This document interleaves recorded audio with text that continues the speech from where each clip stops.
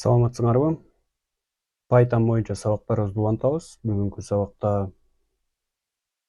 Python кодду PyCharm код редактору аркылуу жазып, кантип иштетип көргөндү үйрөнөбүз. Өткөн сабак эсиңерде болсо, Python тест деген папка түзгөнбүз. Анын ичинде файл бар болчу. Мен азыр PyCharmда код жазууну көрсөтүү үчүн ичиндеги файлдарды, кодубузду, мурунку сабакта жазылган кодубузду өчүрүп салдык. Мынакей папкабыз ичинде эчтеке жок.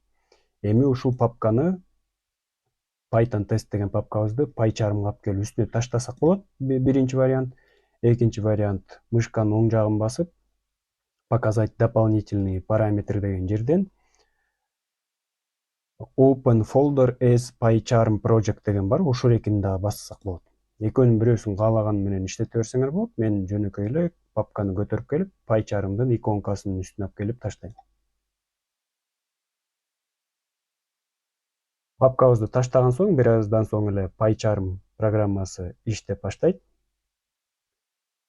Ачылганда эле экрандан уруксат сурайт. Trust Project дейт, доверяем деп кнопканы басабыз. Дагы уруксат сурашып калышы мүмкүн, ошондо дагы уруксат беребиз. Да деп же окей деп.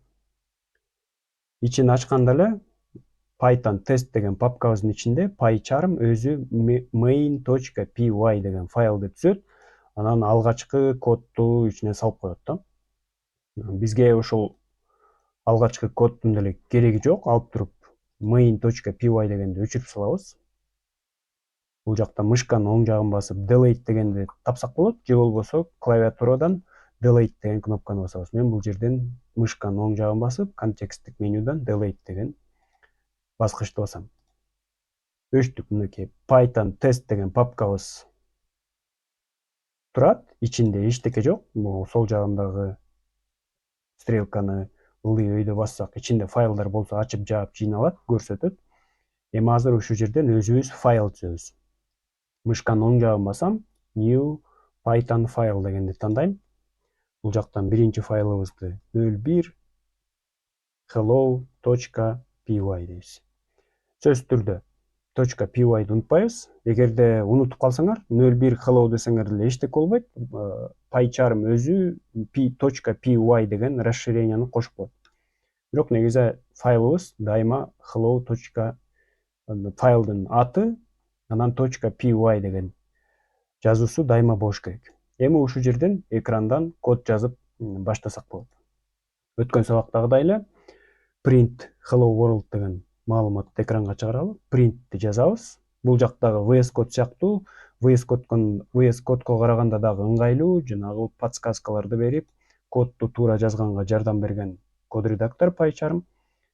Тырмакчаны ачабыз, эми hello world деген маалыматыбызды жазалы. Андан кийин print Python деген текстти жазалы. Ушул эки инструкцияны жаздык. Эми программабызды иштетиш үчүн биринчи сактайбыз. Негизи PyCharm өзү эле сактап турат. Эми play'ды басканда биздики азыр main ортодогу экранда көрүп турасыздар. Main деп турат. Бул ошол main деген файлды иштеткен атат да. Жок, биздики мындай болбойт. Main эмес, биздики файлыбыз 01 hello.py дейт. Ошон үчүн биздин файлды иштетиш үчүн бул жерден өйдө жактан стрелканы басып, current file дегенди тандап коебуз. Андан кийин play'ды бассак, астыда терминал ачылат, консоль ачылат.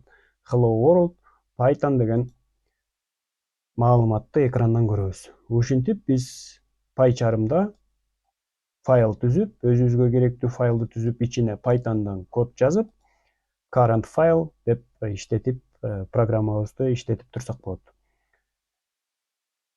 Ушуну менен PyCharmда код жазуубуз аяктады. Эмки сабактан баштап жанагы Pythondун өзүнүн синтаксисин, Python тилинде кандай инструкциялар бар, кантип түзөбүз, программаларды кандай иштетебиз, кандай маалыматтын түрлөрү бар, жана башка темаларды Pythondун өзүн окуп баштайбыз. Көңүл бурганыңарга чоң рахмат.